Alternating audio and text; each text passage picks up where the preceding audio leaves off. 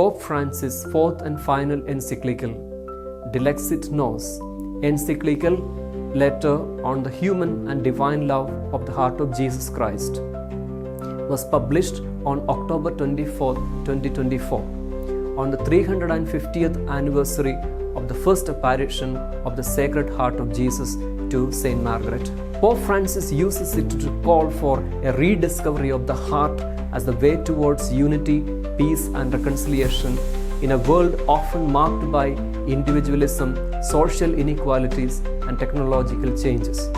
According to classical Greek understanding, the word cardia denotes the innermost part of human beings, animals and plants.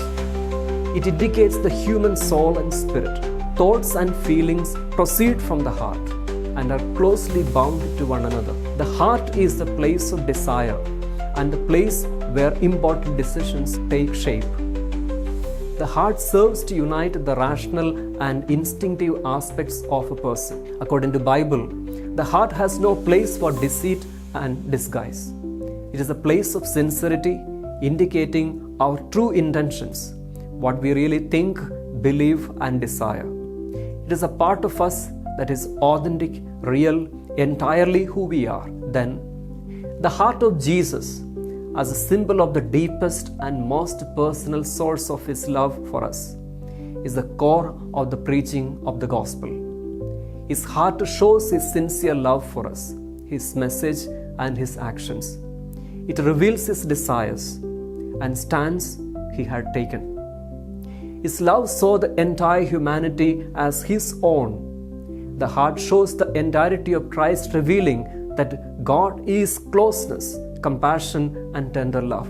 Whenever Jesus healed someone, He preferred to do it in close proximity, touching us. When we are hurt by lies, injuries and disappointments, He encourages, saying, "Take heart, my son, daughter." Jesus looks attentively into our lives and sees all that we are. The sadness, failures, disappointments, rejection and everything. Seeing this love, looking up to Jesus, what do we seek? Salvation, success, victory, prosperity, protection or security?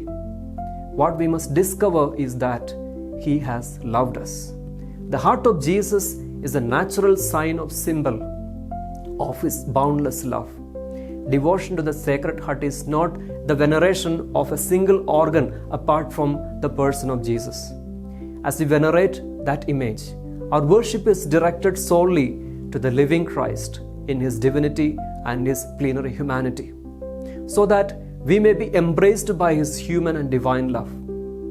With His heart, the incarnate Son of God is alive, loves us and receives our love in return. It is not the power of the image of the Sacred Heart that we approach. The venerable image portraying Christ holding out His loving heart also shows Him looking directly at us, inviting us to encounter, dialogue and trust.